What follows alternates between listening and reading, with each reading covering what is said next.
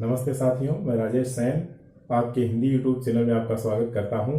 और आज मैं आपको बहुत ही महत्वपूर्ण बातें बताने जा रहा हूं। वर्णों से संबंधित वे प्रश्न जिनका हल आपको एक साथ इस वीडियो में मिलेगा और साथ में अनेक परीक्षाओं की तैयारी में आपको इसमें सहयोग मिलेगा, ऐसा मेरा वादा है। तो चलिए इस वीडियो में हम सीखते हैं कुछ बारीक बातें कुछ गहराई के साथ। देखिए, ये जो है हमारे जो पंचम वर्ण है, पहले ङ य ण, ङ य ण, ये तीन पंचम वर्ण और साथ में एक ये हमारे दो उत्क्षिप्त वर्ण। इनका हमने काफी पहले नाम भी सुन लिया है, पढ़ लिया हमने। दो ये हो गए और एक हो गया अनुस्वार। एक हो गया विद्यार्थियों अनुस्वार, यह अनुस्वार, और एक विसर्ग। ये दो विशेष व्यंजन माने जाते हैं हमारी वर्णमाला में। ये तीन बिंदु, इनके ऊपर आप खास गौर कीजिएगा। ये परीक्षा में एक बार प्रश्न बन करके आ चुके हैं। इनमें हम क्या देखेंगे,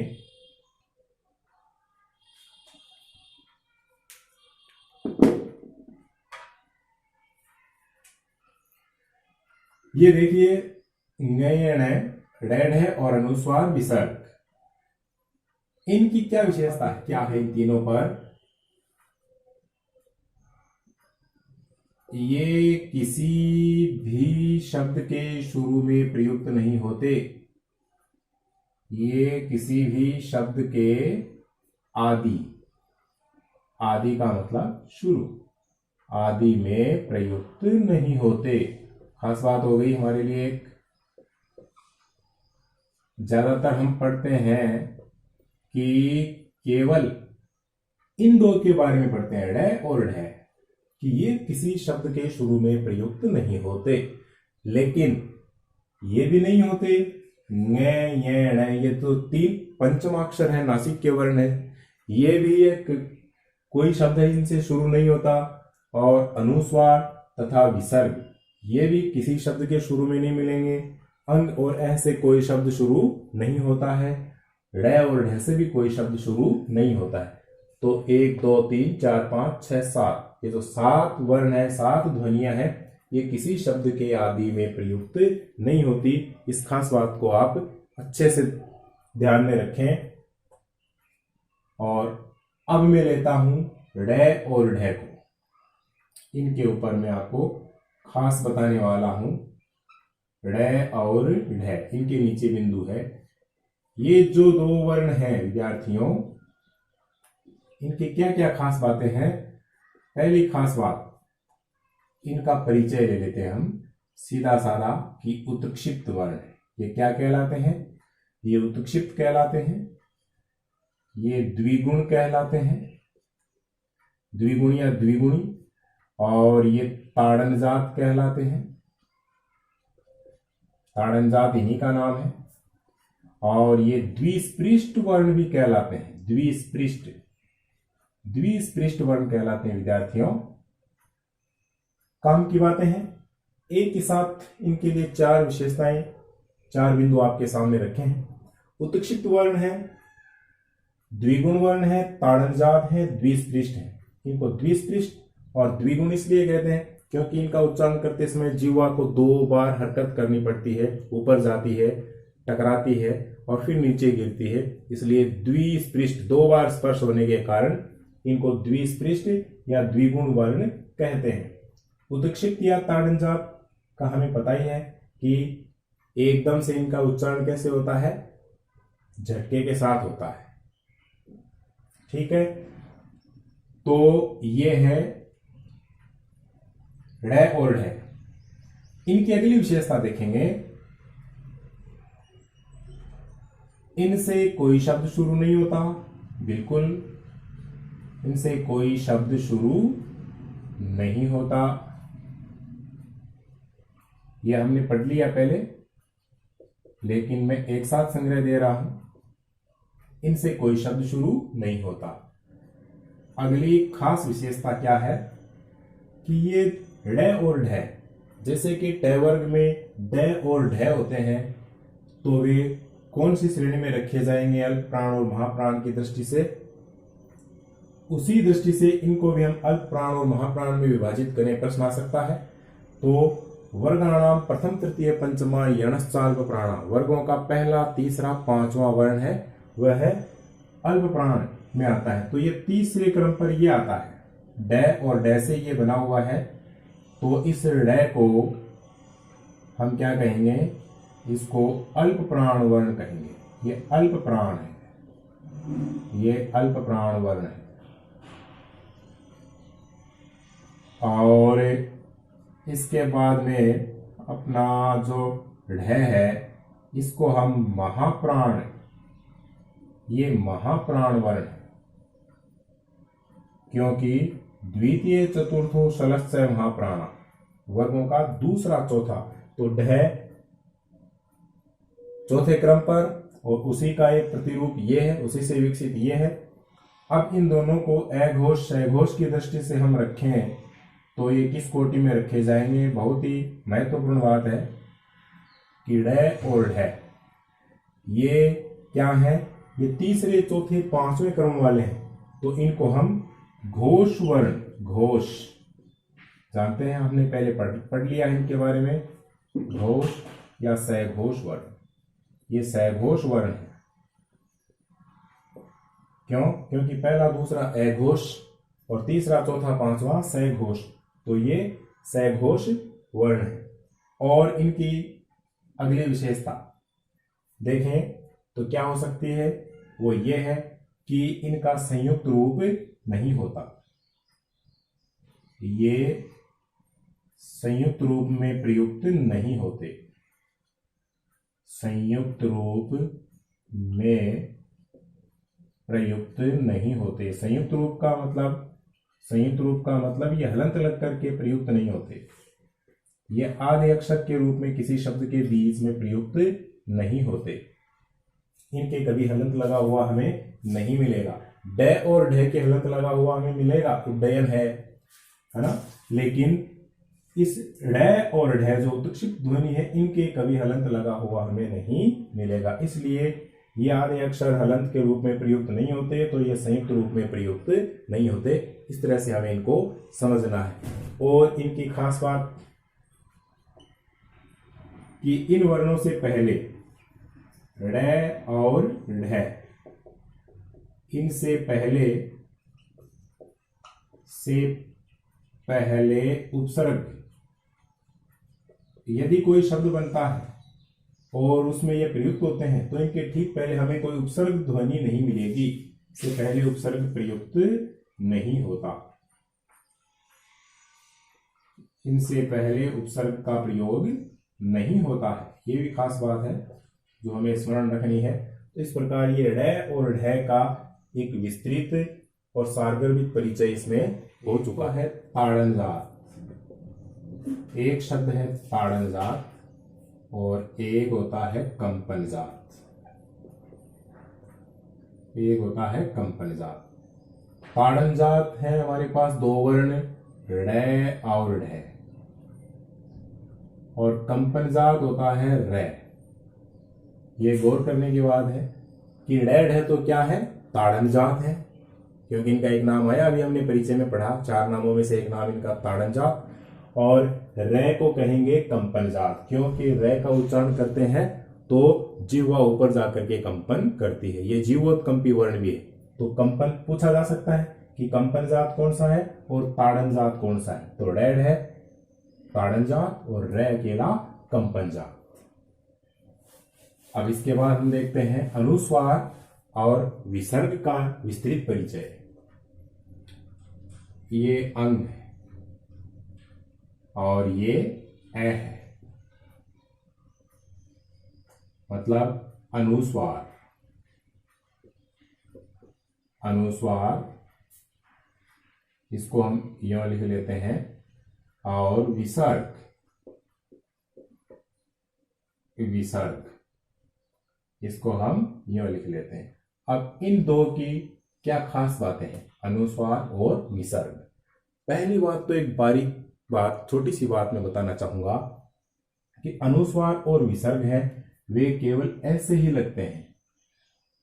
ऐसे का मतलब आप देख रहे हैं बारीकी से, केवल कलम टिकती है और घूम जाती है। ये नहीं कि कलम टिकाई और हमें इसको यूं घुमा दिया। मतलब जैसे हम लिखें चंदा, तो चंदा लिखा हमने तो इसमें हमने लगाया अनुस्वार, और एक हम लिख रहे हैं चंदा तो इस पर हमने लगा दिया ये। अब देखें इन दोनों को गौर करें, ये है और ये है, ध्वनियों में अंतर देखें आप लिखने में कि अनुस्वार लिखेंगे तो केवल डॉट, एक कलम टिक करके उठेगी, घूमेगी नहीं। तो ये तो क्या हो गया, ये हो गया गलत और ये हो गया सही। लिपि की दृष्टि से, अक्षरों की बनावट की दृष्टि से मैं एक वीडियो में आपको अक्षरों की पूरी बनावट भी बताने वाला हूं, तो आप देखते रहें, लगातार बने रहें, सब्सक्राइब करते रहें, अपने साथियों में बताते रहें, और बेल आइकन को आप हमेशा याद रखें कि जब भी आप वीडियो देखें तो भूले नहीं, उसको दबाए रखें, उसको दबाए ताकि आपको आने वाले वीडियो की सूचना मिलती रहे। अब इनके बारे में हम विशेष परिचय लें अनुस्वार और विसर्ग में, तो इनकी पहली बात क्या है, ये अयोगवाह वर्ण कहलाते हैं। अनुस्वार और विसर्ग क्या कहलाते हैं, अयोगवाह। अयोगवाह व्यंजन कहलाते हैं, अयोगवाह ध्वनि कही जाती है। ठीक है, अयोगवाह ध्वनि क्यों है, क्योंकि ए योगवाह है। ए मतलब ए स्वर और योग वाह है, ए स्वर के योग से वह, वाह का अर्थ हो गया वहन, वहन होती है। मतलब ये हैं दो ध्वनियां, अनुस्वार और व्यंजन, ये स्वर के साथ ही जुड़ करके आती हैं, तो ये स्वर के पेटे में ही प्रयुक्त होती है, बिना स्वर के इनका प्रयोग असंभव है। खाली व्यंजन पर इनका प्रयोग नहीं होता, क्योंकि ये अपने आप में और अकेले प्रयुक्त नहीं होती, ये केवल किसी न किसी वर्ण के साथ ही आएगी। तो खासकर ये स्वर के योग से वहन होती है, स्वर के साथ ही ये चलती है, अकेली नहीं चलती, इसलिए इनको अयोगवाह ध्वनि कहते हैं, अयोगवाह व्यंजन कहलाते हैं। और दूसरा हम ये देखें कि अनुस्वार और विसर्ग, ये भी हमने पढ़ा कि शब्द के आरंभ में नहीं आते, आरंभ में ये ध्वनियां प्रयुक्त नहीं होती। मतलब खाली अनुस्वार और विसर्ग, बात समझने की कोशिश करें कि केवल अनुस्वार और विसर्ग, अंग और ऐ से तो शब्द शुरू हो सकते हैं, लेकिन अकेली ध्वनि कभी प्रयुक्त नहीं होती, क्योंकि ये अयोगवाही ध्वनि है, अयोगवाही व्यंजन है, इसलिए ये अकेले नहीं आ सकते, और अकेले नहीं आ सकते तो इनसे कभी कोई शब्द शुरू नहीं हो सकता। अंग से हो सकता है, ऐ से हो सकता है, लेकिन अकेले अनुस्वार और विसर्ग से कोई शब्द शुरू नहीं होता। इसलिए मैंने लिखा कि शब्द के आरंभ में ये ध्वनियां प्रयुक्त नहीं होती। समझने की कोशिश करें। इसका अगला बिंदु है विशेष कि अनुस्वार, जो अनुस्वार है वह है पंचम वर्ण का प्रतिरूप है, और साथ में क्या है, नासिक की ध्वनि है, तो इसको अल्प प्राण और सघोष, अनुस्वार किस तरह की ध्वनि है, ये अल्प प्राण ध्वनि है, अल्प प्राण व सघोष ध्वनि है, यानी घोष, सघोष ध्वनि है। क्योंकि पांचवें वर्ण को जब अल्प प्राण में रखा जाता है तो ये पांचवें वर्ण का ही प्रतिरूप है, और साथ में तीसरा चौथा पांचवा वर्ण है वह क्या होता है, सघोष, घोष व्यंजन होता है, तो ये उसी श्रेणी में आ सकती है। इसलिए इस तरह का प्रश्न बन सकता है। हालांकि हम व्याकरण में देखते हैं तो खुले खुले वर्णों के रूप में इनको अल्प प्राण और सघोष के रूप में नहीं लिखा गया है, लेकिन जब पांचवा वर्ण लिखा गया है तो अनुस्वार पांचवें वर्ण से ही बनता है, पांचवें वर्ण का रूप कभी धारण करता है, तो इसलिए अल्प प्राण और सहघोष ध्वनि में इनको रखा जाना उचित है।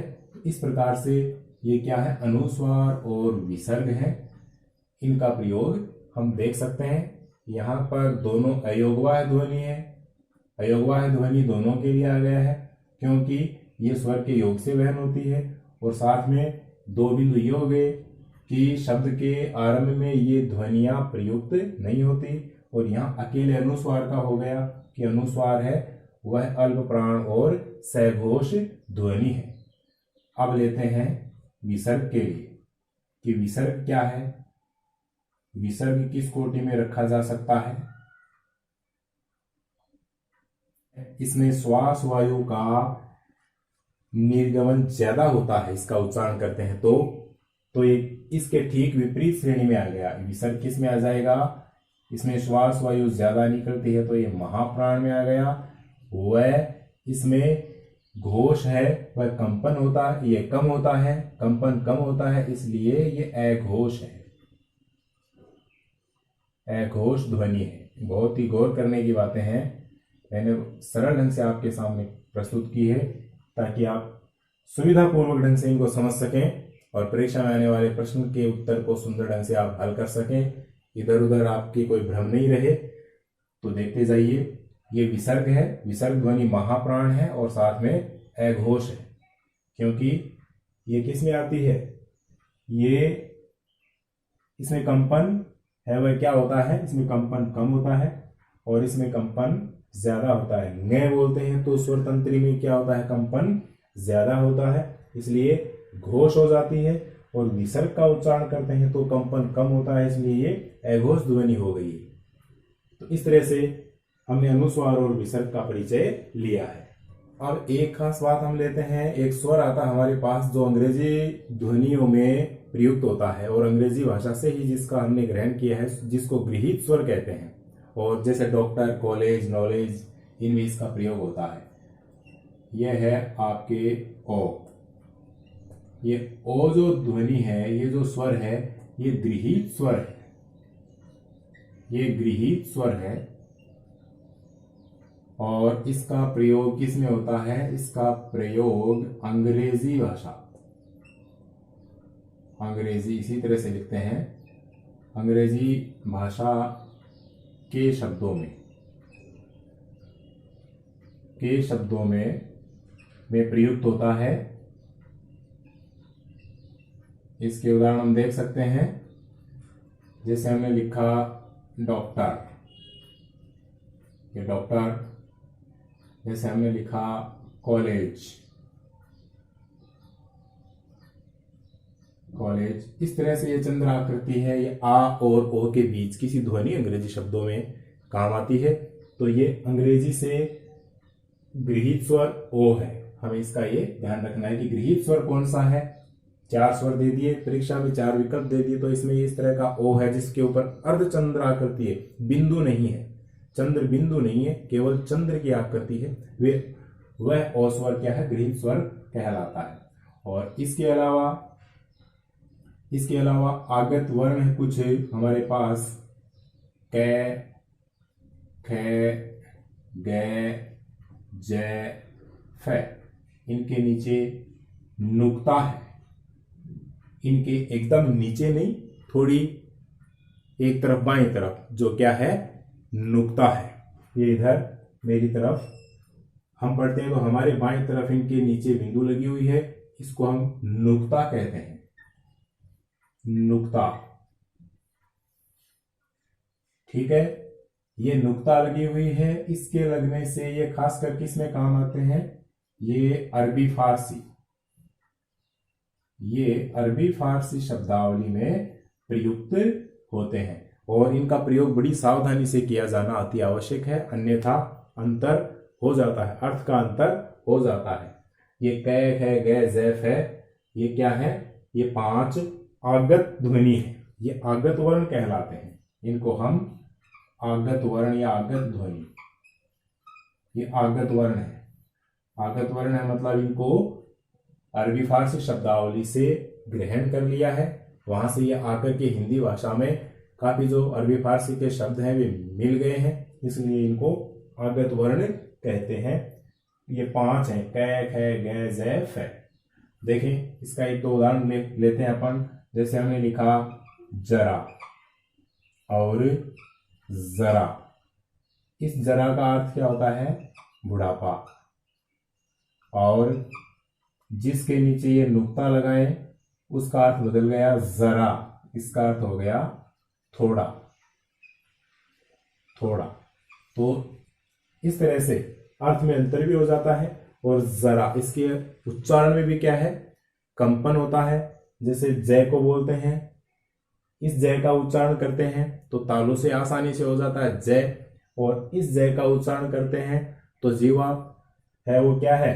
दांतों के ये दंतमूल है, इसको दंतमूल वर्ण कहते हैं जय को, जिसके नीचे नुक्ता लगी हुई है यह जय। इस तरह से इसमें कंपन होता है और अर्थ में भी अंतर होता है। इस तरह के अनेक शब्दावली है वो हम अरबी फारसी शब्दों में देख सकते हैं और उनके अर्थ में अंतर होता है, उच्चारण में भी अंतर होता है। दोनों बातें हैं, तो इनका प्रयोग बड़ी सावधानी से होना जरूरी है।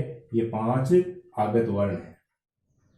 तो वर्णों के अगले खास बिंदु में हम देखते हैं स्वरों के बारे में कुछ बात। देखिए स्वर हैं वे 11 हैं, लेकिन अपभ्रंश जो हिंदी का जो पहले का बिगड़ा हुआ रूप है, अपभ्रंश से 8 स्वर लिए गए।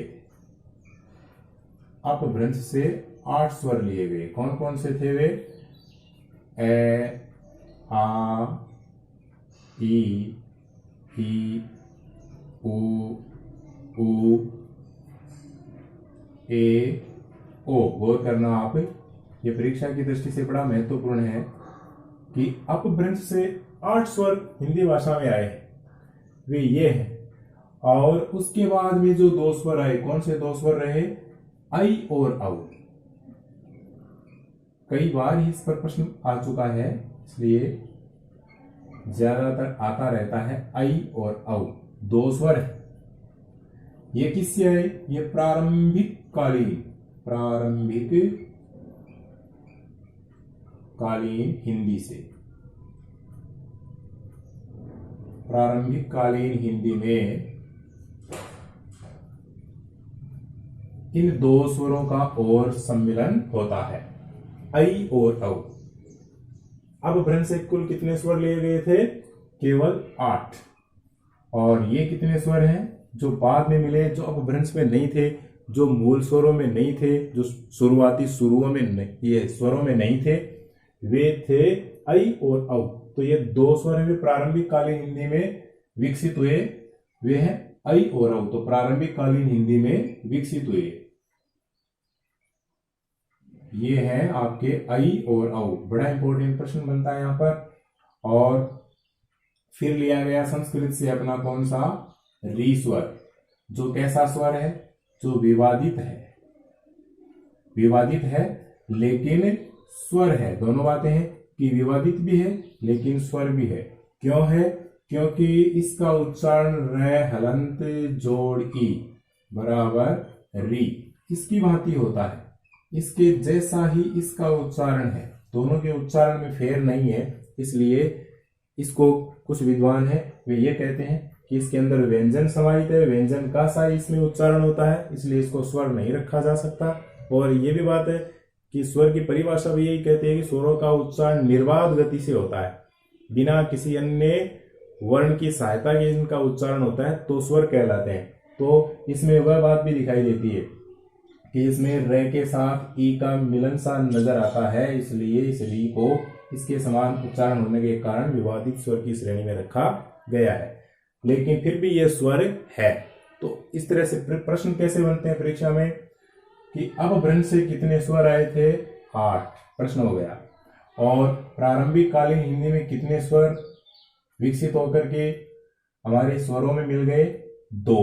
तो इस प्रकार प्रश्न आए कि शुद्ध स्वर कितने होते हैं हिंदी में? शुद्ध स्वर कितने हैं? शुद्ध स्वर हैं हमारे पास 10। और कुल स्वर कितने हैं? कुल स्वर हैं हमारे पास 11। और विवादित स्वर कौन सा है? विवादित स्वर है री, विवादित स्वर है री, है ना, एक। तो प्रश्न बनते हैं, गौर करिए कि शुद्ध स्वर है, ऐसा प्रश्न आए तो हम उत्तर करेंगे 10। कुल स्वर हिंदी में कितने मान्य हैं, तो विकल्प कुछ भी हो, उत्तर करेंगे 11। विवादित स्वर की श्रेणी में रखा गया है री, या फिर व्यंजन की भांति ही जिस स्वर का उच्चारण होता है वह स्वर है री। तो ये स्वर का परिचय है। अब मैं आपको बताऊंगा अनुस्वार और अनुनासिक ध्वनियों के बारे में विस्तार से। देखते हैं। देखिए अनुस्वार, ये अनुस्वार का संकेत एक बिंदु, और अनुनासिक, अनुनासिक का संकेत है शिरोरेखा के ऊपर चंद्र बिंदु। इन दोनों के उच्चारण में क्या अंतर है, क्या होता है अनुस्वार और अनुनासिक। जैसा कि हम पढ़ रहे हैं कि पंचम वर्ण जो होते हैं हिंदी में, उनकी जगह अनुस्वार का प्रयोग किया जाता है, खासकर 5 वर्गीय वर्णों के लिए। तो ये पंचम वर्ण है 5 वर्गों के, उनकी जगह अनुस्वार का प्रयोग होता है। और उसके अलावा अनुस्वार का स्वतंत्र प्रयोग भी होता है।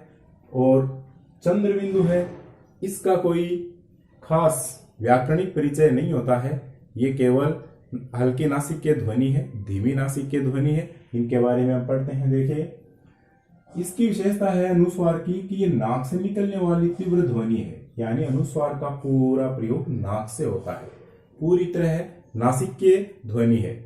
और अनुनासिक है यानी चंद्र बिंदु है, वह नाक से निकलने वाली धीमी ध्वनि है, इसका प्रयोग नाक से हल्का होता है और पूर्णतया नासिका से उच्चारण होता है अनुस्वार का।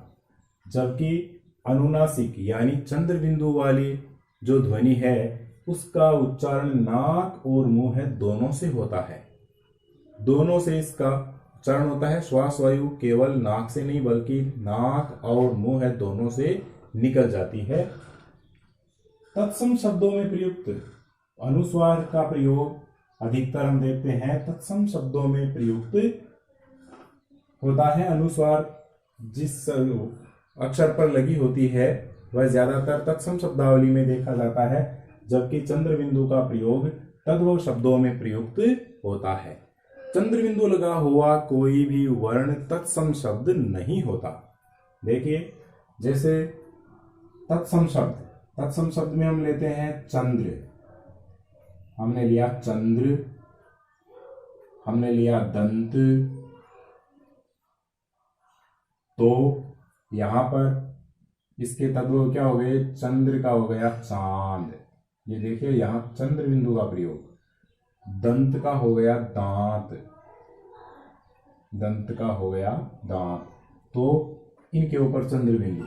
तो एक चंद्र बोलते हैं तो न की ध्वनि है, नासिक के वर्ण है वो पूरी नाक से निकल जाती है, जबकि चांद दांत ये बोलते हैं तो नासिक की ध्वनि हल्की पड़ जाती है और श्वास वायु नाक और मुंह दोनों से निकल जाती है। जैसे उच्चारण के लिए हम देखें इन दोनों का, तो हंस और हंस, ये बहुत ही सरल उदाहरण है इन दोनों के लिए। अर्थ में भी अंतर है और उच्चारण में भी अंतर है। हम खास उच्चारण देख रहे हैं हंस, हंस प्राणी के लिए बोल रहे हैं तो हंस में पूरी नाक से ध्वनि निकल रही है, और हंस इसमें नाक से निकल रही है लेकिन हल्की ध्वनि निकल रही है। यही अंतर चंद्र बिंदु और अनुस्वार में होता है। अब मैंने बोर्ड पे लिखे हैं 2 शब्द, एक व्यंजन द्वित्व और एक व्यंजन गुच्छ। इन पर आपको गौर करना है कि व्यंजन द्वित्व जिसका दूसरा नाम युग्मक ध्वनि भी है, और व्यंजन गुच्छ इनको संयुक्त वर्ण संयुक्त अक्षर भी कहते हैं। देखिए दोनों में क्या अंतर है।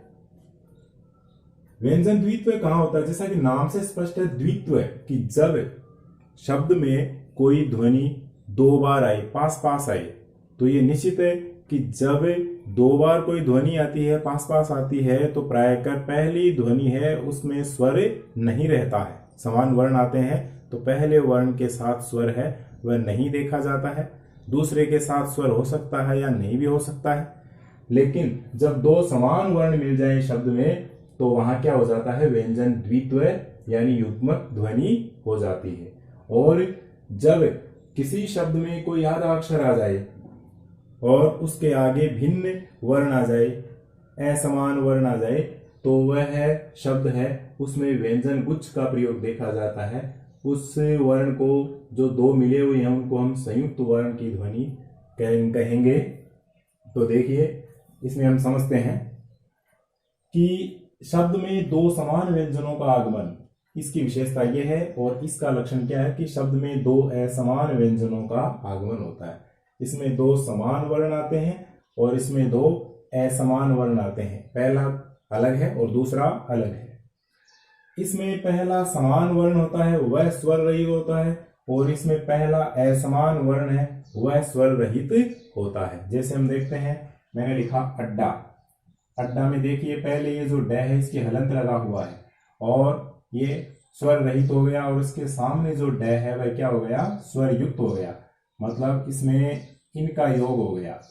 तो ये क्या हो गया, ये व्यंजन द्वित्व का योग है। पट्टा, इसमें आधा ट और पूरा ट है, तो ये व्यंजन द्वित्व हो गया। इसमें भी यही हो गया।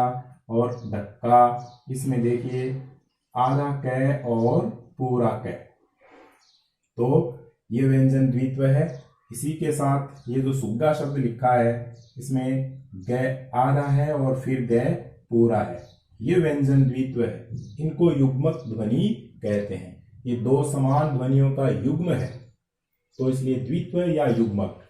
और इसी तरह से व्यंजन गुच्छ में आधा अक्षर है, ये स्वर रहित है और इसके बाद में तय पूरा है, तो ये क्या हो गया, ये गुच्छ हो गया, ये संयुक्त वर्ण हो गए। इसी में आधा व और ये पूरा है, इसमें र आधा और न पूरा है, इसमें र क आधा है और र पूरा है।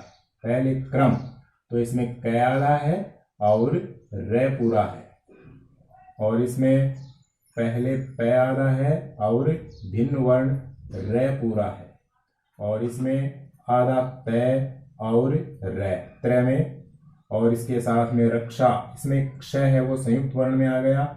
इसमें क्या है, आधा क और श मूर्धन्य। तो इस तरह से ये क्या हो गया विद्यार्थियों, इनको हम कहेंगे व्यंजन गुच्छ या संयुक्त वर्ण, क्योंकि ये भिन्न ध्वनियां हैं, ये समान ध्वनियां हैं। दोनों में ही एक समानता ये है कि दोनों में पहला वर्ण है वह क्या है, स्वर रहित है। एक में समान वर्ण है और दूसरे में असमान वर्ण है। तो इससे आप समझें, दो प्रश्न है परीक्षा में, इस तरह से प्रश्न आते हैं कि दिए गए विकल्पों में द्वित्व व्यंजन का उदाहरण नहीं है। पहला विकल्प है सज्जा, फिर दूसरा पत्थर, फिर उज्जवल, फिर धक्का।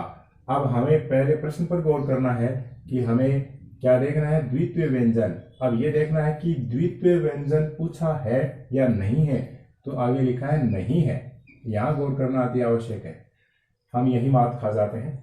तो द्वित्व व्यंजन का उदाहरण नहीं है, तो इसका मतलब द्वित्व व्यंजन में दो समान वर्ण होते हैं, इसमें दो समान वर्ण है, इसमें दो समान वर्ण है, इसमें दो समान वर्ण है, तो हमारे पास विकल्प क्या हो गया, पत्थर। इसमें दो समान वर्णों का आगमन नहीं है, ये द्वित्व व्यंजन का उदाहरण नहीं है। उत्तर हो गया ख, पत्थर।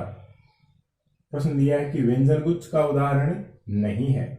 हमें क्या देखना है, पहले गौर करना है हमें किस पर, कि व्यंजन गुच्छ से संबंधित बात पूछिए।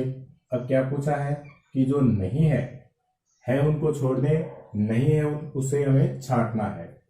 ये व्यंजन गुच्छ का उदाहरण है क्योंकि यहाँ पर असमान ध्वनियों का मिलन है, और यहाँ भी असमान ध्वनियों का मिलन है, और यहाँ भी असमान ध्वनियों का मिलन है। यहाँ पर क्या है, दो समान ध्वनियां आ गई, दो समान ध्वनियां आ गई, इसका मतलब ये द्वित्व व्यंजन का उदाहरण है।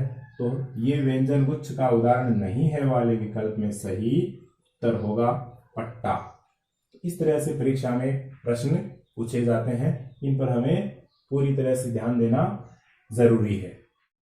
तो विद्यार्थियों, अब हम चर्चा करते हैं अपने एक विशेष बिंदु में अमानक रूप, पुराना रूप और एक मानक और आधुनिक, या जिसको हम मान्य रूप कहें वर्णों के, उसके ऊपर हम चर्चा करते हैं।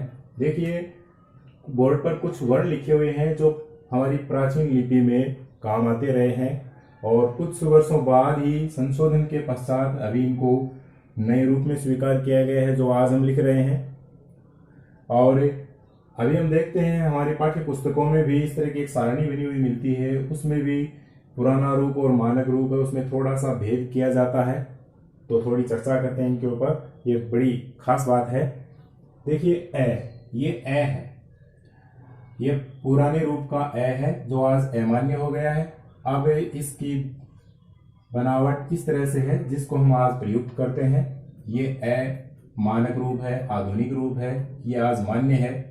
इसी तरह से झ की आकृति आज यूं हो गई है, ये मानक रूप है, ये पहले ऐसे लिखा जाता था। और ऋण पहले ऐसे लिखा जाता था, जिसकी आकृति मान्य रूप में इस तरह से हमने स्वीकार कर ली है। ये भाषाई संशोधन के पश्चात में ऐसी बनावट आज स्वीकृत है। फिर ये धनुष, इसको मोड़ देकर के लिखा जाता है, और ये मोड़ है, इसके ऊपर शिरोरेखा नहीं होती है।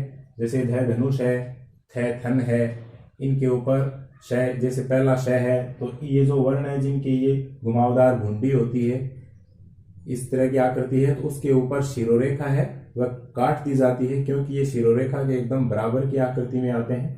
पुस्तकों में हम इसी तरह का छपा हुआ देखते हैं। और ये भय पहले ऐसे था, अब ये भी घुमावदार हो गया है, इसी तरह से गुंडी लगाकर। तो ये हो गए इन वर्णों के मानक रूप। और अब शब्दों का मानक रूप, आजकल जो शब्द है वो किस तरह से प्रचलित है। हालांकि हमें ज्ञान इनका भी होना चाहिए कि ये संयुक्त रूप है। और आज मानक रूप में क्या है, वर्णों का एकदम एक एक वर्ण को खोल करके लिखा जाता है। जैसे विद्यालय ये है, शाब्दिक दृष्टि से ये शुद्ध है, और अब इसको मानक रूप में इस तरह से लिखा जाता है, द को अलग व्यंजन, या ये विद्यालय, ये मानक रूप मान लिया है आजकल शुद्ध। तो इसी तरह से इसको द को बाहर निकालकर आधा हलंत करके ऐसे शुद्ध। और मिट्टी, तो इसी तरह से आधा ट हलंत, और इस तरह से, यानी जो वर्ण पूरे हो सकते हैं और जिनके नीचे हलंत लगता है, तो वे इस तरह से अलग इनको लिखा जाता है। तय देने और तय देने वाले वर्गों पर इनमें विशेष ध्यान दिया जाता है। और अंक को लिखते हैं तो पहले ङ को मिला करके लिखा जाता था, अब आजकल इसकी जगह पर अनुस्वार को ज्यादा मान्यता है। अनुस्वार का पंचम अक्षर की जगह, शब्द में बीच में आने वाले पंचम अक्षर की जगह अनुस्वार पर ज्यादा जोर दिया जा रहा है। जैसे ये चंचल, तो इसमें च पर अनुस्वार, और इस तरह से इसको लिखने को ज्यादा महत्व दिया जा रहा है। ये मानक रूप माने जा रहे हैं, तो इन पर भी हमें थोड़ा सा गौर करना है। इस प्रकार ये वर्णों के ध्वनि के मानक और अमानक रूप हैं जो आधुनिक समय में प्रचलित हैं। हम इस रे के रूप पर चर्चा करते हैं। रे वर्ण के रूप, रे के रूप कौन कौन से होते हैं?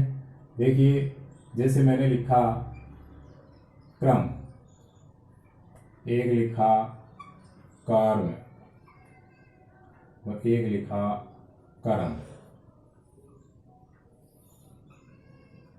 ध्यान देने की बात है, इसका ध्वनि विच्छेद करते हैं तो इसमें क आधा और रे आधा, फिर ए, फिर मैं व्यंजन, और फिर ए।